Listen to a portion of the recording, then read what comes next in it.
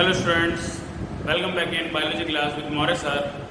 Students, अभी तक जैसे चैप्टर हाउ टू रिप्रोड्यूस मैं आपके लिए लेकर के आया हूँ और उसमें मैंने अब तक आपको सेक्सुअल रिप्रोडक्शन इन प्लांट्स में पढ़ा दिया है और आई होप कि आपको समझ में आ गया होगा। ठीक है, अब उसी में ही यानी कि सेक्सुअल रिप्रोडक्शन इन एनिमल्स यानी कि chapter how to reproduce chapter में ही अब आप आगे पढ़ेंगे सेक्सुअल रिप्रोडक्शन इन एनिमल्स। तो एनिमल्स में भी आपको देखना है और साथ में आगे चल करके इसमें ह्यूमन बींग्स के बारे में आपको इसमें पढ़ना है। तो मैं आपके सामने आज लेकर के आया हूँ हाउ टू रिप्रोड्यूस में सेक्सुअल रिप्रोडक्शन इन एनिमल्स।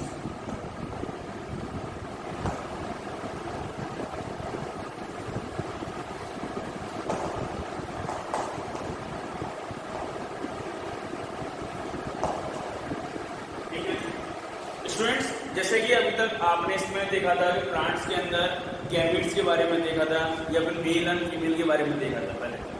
तो मेल एंड फीमेल एनिमल्स के अंदर भी होती हैं। देखेंगे सेक्सुअल रिप्रोडक्शन, पहले वही जान लेते हैं सेक्सुअल रिप्रोडक्शन किसे कहते हैं। सेक्स प्रेजेंट होते हैं और सेक्स यानी कौन से होते हैं, दो तरह के सेक्स होते हैं। ठीक है, एक तो आपका मेल होता है और एक फीमेल होता है। ठीक है, यही इस तरह से। तो जैसे कि आप देखेंगे एक तो मेल आपका मेल और फीमेल। ठीक है, एनिमल्स की अगर बात कर रहे हैं तो उसमें मेल को आप यानी कि इस तरह से रिप्रेजेंट करेंगे और फीमेल को इस तरह से रिप्रेजेंट करेंगे। एनिमल्स के अंदर यानी कि जैसे देखेंगे आप कि जो मेल और फीमेल देखो दोनों मिलेंगे और ये किसी किसी एनिमल्स के अंदर एक ही ऑर्गेन्स के अंदर मेल और फीमेल दोनों ही मिलते हैं और कई सारे ऐसे ऑर्गेन्स हैं जिसमें यानी कि मेल और फीमेल यानी क्या है, अलग अलग है। ठीक है, यानी वो बाइसेक्सुअल भी मिलते हैं एनिमल्स और यूनिसेक्सुअल भी मिलती है। ठीक है, तो मेल में यानी कि जो इनके अंदर गैमेट होता है और उसे हम गैमेट जो होता है उसे हम बोलते हैं स्पर्म कहते हैं और इसके अंदर हम क्या कहते हैं, एग कहते हैं। ठीक है ना, एग, ओवम, ओव्यूल, ठीक है ना, ओवा, ये सब यानी कि क्या है, इन्हीं के नाम। ठीक है, तो स्पर्म और एग दोनों ही मिलकर के क्या बनाते हैं, फ्यूज करते हैं और ये बनाते हैं जाइगोट बनाते हैं। जाइगोट बनाते हैं और जाइगोट ही आगे जाकर के फिर ये एम्ब्रियो और एम्ब्रियो के बाद आपका ये फीटस, फीटस के बाद आपका ये क्या हो जाएगा, बेबी में डेवलप हो जाता है। ठीक स्टूडेंट्स, तो जैसे देखेंगे कुछ स्ट्रक्चर के बारे में, ये सब देखिए स्पर्म, मैंने यहाँ पर गैमेट के बारे में बताया। गैमेट यानी कि जिसे हम जर्म सेल भी कहते हैं या फिर गोनेट्स भी कहते हैं या फिर मेल गैमेट भी कहते हैं। तो स्पर्म होता किस तरह का है, देखेंगे ये इस तरह से और इसके पीछे क्या है, फ्लैजेला जिसे हम कहते हैं और ये प्रेजेंट होता है। ठीक है, स्पर्म ये क्या है, ये सेल है, सेक्स सेल जिसे हम कहते हैं। ठीक है ना, यहाँ पे सेक्स सेल है और यहाँ पर कौन सा सेल है, आपका एग सेल है, यहाँ पर स्पर्म सेल है। ओके स्टूडेंट्स, तो फ्लैजेला यानी जिसे हम बोलते हैं टेल कहते हैं, चलो टेल लिख लीजिए यहाँ पे। ठीक है, ये टेल है और ये पूरा पार्ट और ये क्या हो गया आपका हेड पार्ट, हेड। इसके अंदर क्या हो, क्या मिलेगा, न्यूक्लियस। इसके अंदर क्या मिलेगा आपको, सेल मेम्ब्रेन, यही है। ठीक है, इसके अंदर यहाँ क्या भरा होगा, साइटोप्लाज्म, ये साइटोप्लाज्म होगा इसके अंदर आप देखेंगे। ठीक है, और ठीक है ना, इसके अलावा इसमें आपको ये कुछ थोड़ा सा यहाँ पर यानी कि बीच में यानी कि क्या है, दैट इज यानी कि इसे मिडिल पार्ट कहते हैं। ठीक है, इसी तरह से सेम टू सेम आपको यानी कि एग सेल के अंदर भी मिलेगा, यानी कि एग में भी। ठीक है, यहाँ पर देखेंगे आप सेल मेम्ब्रेन, सेल देखेंगे आप न्यूक्लियस, देखेंगे साइटोप्लाज्म। ओके स्टूडेंट्स, ठीक है ना, साइटोप्लाज्म, सेल मेम्ब्रेन। ठीक, यही है सब पार्ट्स। तो अब इसमें यानी कि जब ये दोनों ही फ्यूज करते हैं, तो जब ये दोनों का फ्यूजन होता है यानी कि जो मेल गैमेट होता है और फीमेल जो गैमेट होते हैं, जो दोनों फ्यूज करते हैं, तो तभी ये बनता है, जाइगोट बनता है। और जाइगोट जो बनता है जब ये, तो इस प्रोसेस को हम बोलते हैं फर्टिलाइजेशन कहते हैं। ठीक है ना। इसे हम कहते हैं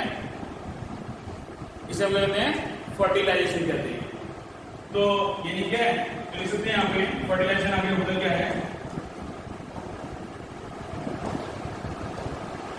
fusion of male and female gamete are called fertilisation.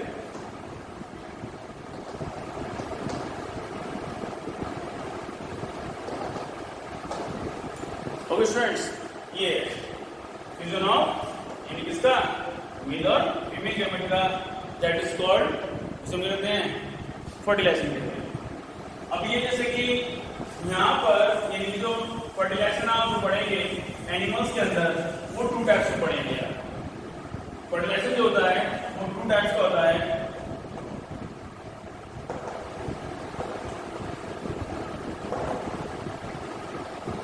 एक होता है आपका एक्सटर्नल और एक होता है आपका इंटरनल। देखिए नाम से मालूम पड़ रहा है आपको, एक्सटर्नल फर्टिलाइजेशन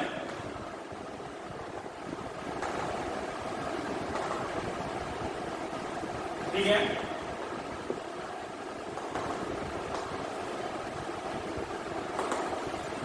एक्सटर्नल यानी एक्स का टर्म अगर कहीं पे भी अगर आ जाता है समझ जाइएगा, इसका मतलब होता है क्या है, बाहर, यानी क्या होता है आउटसाइड। और इंटरनल मतलब होता है क्या है, इनसाइड, ठीक है ना। तो इनसाइड किसके, आउटसाइड किसके, यानी कि जो फर्टिलाइजेशन होता है, यानी कि हमेशा जो मेल गैमेट होता है वो मोटाइल इन नेचर का होता है, ठीक है ना। जो मेल गैमेट होता है वो कैसा होता है, मोटाइल इन नेचर का होता है। मोटाइल क्या होता है, चलने वाले। तो यानी जो मेल गैमेट है मोटाइल इन नेचर कौन है, ये मेल गैमेट। जबकि फीमेल गैमेट जो होता है आपका एक्सटेंशनली इन नेचर होता है, ये नहीं रुका रहता है। वो कौन है, फीमेल गैमेट। तो मेल गैमेट है आपका मोटाइल नेचर, जबकि फीमेल गैमेट है आपका एक्सटेंशनली इन नेचर का होता है। तो यानी कि मेल गैमेट जो होता है वो फीमेल गैमेट के पास जाता है और उसी की बॉडी के अंदर जाकर के फर्टिलाइजेशन करता है, ठीक है ना। यानी मेल गैमेट जो होता है वो उसके अंदर जाकर के फर्टिलाइजेशन करता है, तो होगा वो इंटरनल फर्टिलाइजेशन। अगर मेल गैमेट जो है वो फीमेल बॉडी के अंदर, फीमेल की बॉडी के अंदर जाकर के एग से अगर फर्टिलाइजेशन करता है तो उसे हम बोलेंगे इंटरनल फर्टिलाइजेशन। तो यानी कि इनसाइड इसलिए बोला गया है, इनसाइड किसके, फीमेल बॉडी, और आउटसाइड किसके, फीमेल बॉडी। फीमेल बॉडी के आउटसाइड, फीमेल बॉडी के आउटसाइड अगर फर्टिलाइजेशन होता है that is called external fertilization, यानी बाहर होता है ये। तो अब यानी कि इसमें बाहर कैसा होगा कि जैसे कि फीमेल जो होगी वो कोपुलेशन के टाइम पर, कोपुलेशन किसे कहते हैं कि जब इनका ब्रीडिंग करने का, जब इनका फर्टिलाइजेशन करने का जब टाइम पीरियड शुरू होता है दैट इज कोपुलेशन। तो कोपुलेशन के टाइम पर यानी कि जो फीमेल होती हैं और मेल जो होते हैं दोनों क्या करते हैं, अपने गैमेट्स को वाटर बॉडी में रिलीज कर देते हैं। इनके लिए जो मीडियम होता है वो वाटर होता है। जैसे कि आपका इसमें फ्रॉग होता है, तो फ्रॉग आपने देखा होगा कि बरसात के टाइम में ये टर्टल करना शुरू हो जाते हैं। पानी बारिश होती है, बारिश को होने के बाद क्या जमीन के अंदर दबे हुए होते हैं, पानी ऐसे अंदर जाता है जमीन के अंदर, वैसे करते बाहर निकल आते हैं। और फिर ये जब टर्टल करते हैं तो टर्टल करने का मतलब होता है ये कॉपुलेशन के लिए या ब्रीडिंग के लिए फीमेल बॉडी को बुला रहे हैं, ठीक है। ये इनका सिग्नल होता है। और ये क्या है, ये आपको परेशान करने के लिए नहीं करते हैं टर्टल, ये आपको यानी क्या है, ये फर्टिलाइजेशन करने के लिए ये नहीं करते हैं। फ्रॉग जो होते हैं मेल एंड फीमेल फ्रॉग, वो दोनों करते हैं कि male frog and female frog both are, दोनों ही क्या करेंगे, अपने अपने गैमेट को यानी स्पर्म को और एग को दोनों को इसमें वाटर बॉडी के अंदर रिलीज कर देते हैं। ठीक है, जहां पानी बढ़ता है वहीं पर रिलीज करते हैं। और ये क्या होता है कि पानी में ये दोनों क्या हो जाएंगे, एग और आपका स्पर्म दोनों क्या हो जाएंगे, फ्यूज कर जाएंगे। और फ्यूज करने के बाद आपको क्या बना लेंगे, जाइगोट बना लेंगे। इस तरह से ये करते हैं। ओके स्टूडेंट्स, तो ये जाइगोट हो गया यानी बन गया। और फिर जाइगोट के बाद आगे जाकर के ये क्या बन जाएगा, एम्ब्रियो, और इसके बाद फिर फीटस, देन इसके बाद। तो इस तरह से इनके अंदर फर्टिलाइजेशन होता है। जबकि इंटरनल फर्टिलाइजेशन में क्या था कि दोनों ही यानी करते हैं एक ही के अंदर, मतलब कि जो मेल गैमेट होता है वो फीमेल बॉडी के अंदर अपना क्या करेगा, गैमेट अंदर इनसाइड ऑफ द यानी कि बॉडी और ड्रॉप करेगा। देन इसके बाद यानी कि इंटरनल फर्टिलाइजेशन उसे कहा जाएगा। ओके स्टूडेंट्स, तो अब होता क्या है कि जब यानी कि अगर इनका फर्टिलाइजेशन जब होता है यानी कि चाहे वो इंटरनल हो चाहे वो एक्सटर्नल हो, दोनों में से कोई सा भी हो, दोनों में से कोई सा भी हो,